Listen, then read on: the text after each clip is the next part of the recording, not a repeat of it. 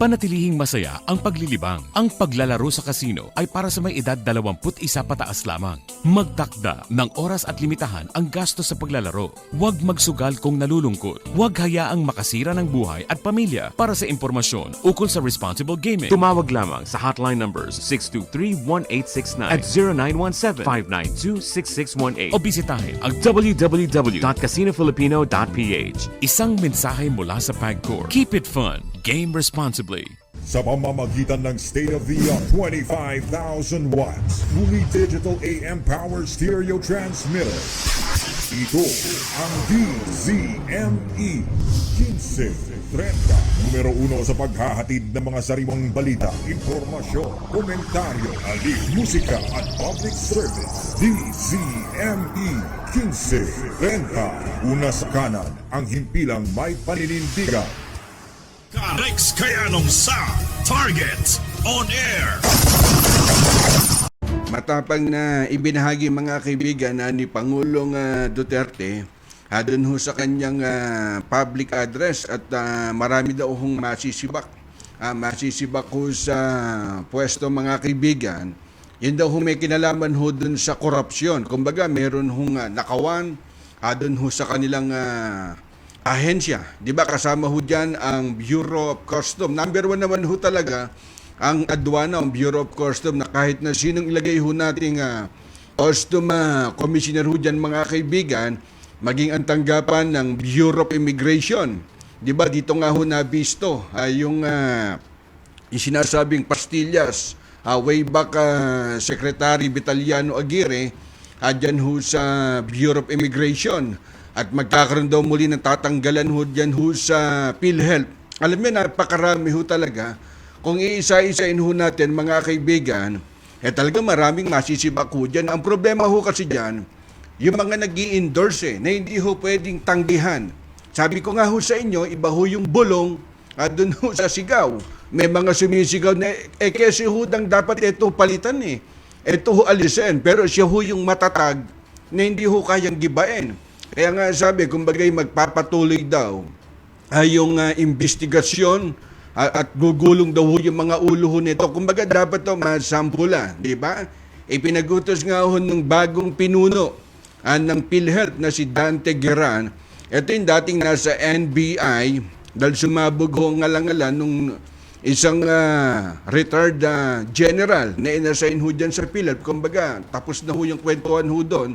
At si Dante Gueran na ngayon ang namumuno, di ba yung paghain ho ng courtesy resignation, di ba nung senior vice president, dyan ho sa ahensya mga kaibigan, kasunod rin ho dun sa pahayag ho ng ating Pangulo na dapat daw ho magkaroon ho ng malawakang balasahan, di ba?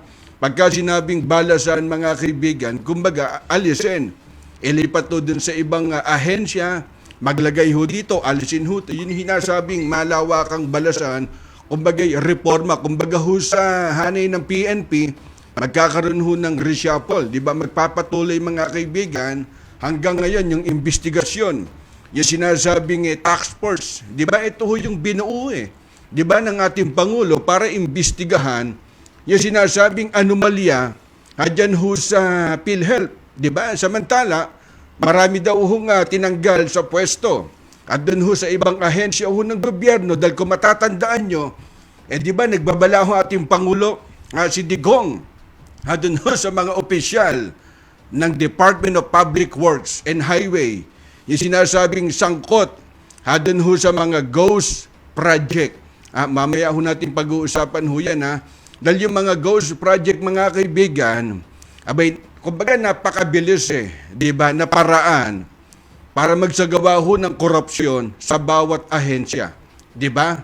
Dahil matagal na ho nga gustong linisin ng ating Pangulo yung bawat ahensya ng gobyerno laban ho dun sa mga tiwaling opisyal. Balikan mo, Karex, yung Bureau of Customs, di ba? Alam nyo, silent ho sila ngayon.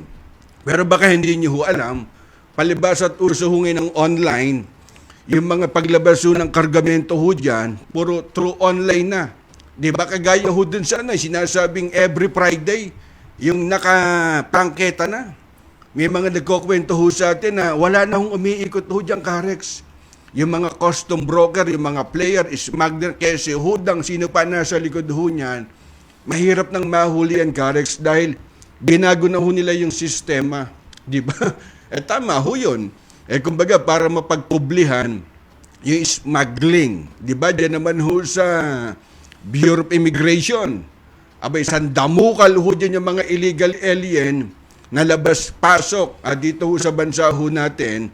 Kagaya lang ho in-expose ho namin kamakailan, di ba? Regarding ho dun sa 5-6, yung mga Bombay na magta-travel ho mga kaibigan, kumbaga may limit lang kung ilang days, tapos may mga kasabwat ho sila dyan, dyan ho sa Bureau of Immigration. Alam nyo, pag upo ho ng ating Pangulo, talagang yan ho ang plano, linisin, alisin yung mga korap na inilagay. Ang problema dyan, Garex, kumbaga, kung babalikan natin, yung naging history, mga inassign na mga cabinet secretary, parang alabanan ho niyan. Ngayon lang ho kami binigyan ho ng pwesto. Ito ho yung paraan para magpayaman ho kami. Di ba? At kapag ka naamoy na meron hong korupsyon, isa lang ho sagot ho dyan, sibakin ho sa pwesto at ilipat. Di ba? Kagaya ho ni Pa Eldon, marami na ho naging pwesto, inililipat lang ho yung mama. Bakit ka mo? Bahay matindi ho padrino ho niya eh. Di ba? Panahon lang ho ni GMA Arroyo. Di ba? Sabi nga ho nila, Karex, mas matindi ang corruption ho ngayon. Bakit ka mo? Yung pagkuha lang ho ng mga ghost project. Alam niyo, yung mga ghost project na yan, kasi hudan, sino ho maging presidente, hindi ho maiiwasan ho yan. Bakit ka mo? Yung pagtanaw lang ho ng utang na loob. Di ba? Halimbawa, isang mayor, kumandidato, may mga financer ho yan ng mga Chinese o negosyante. Sila ho yung pinanso doon kay Yorme. Di ba? At kapag ka ho nanalo yun, natural, tatanaw ho yun ng utang na loob, doon ho papasok ho yung corruption. Ngayon, alam na ho nila, ginagawa ho nila dyan. Unang-una, Commission on Audit, number 1 na binabantayan yan. Ngayon, kung marunong ka naman ho makipaglaro ho dyan, gagawa ho yan ng dami, di ba, na company. Doon mo ipapasok ho yung project, di ba? Mamaya, doon ho sa pangalawang paksa ho natin, doon ho sa mga congressman, abay simbilis ho ng kidlat, kanya-kanya ho silang depensa, doon ho sa pinangalanan ho ng ating Pangulo.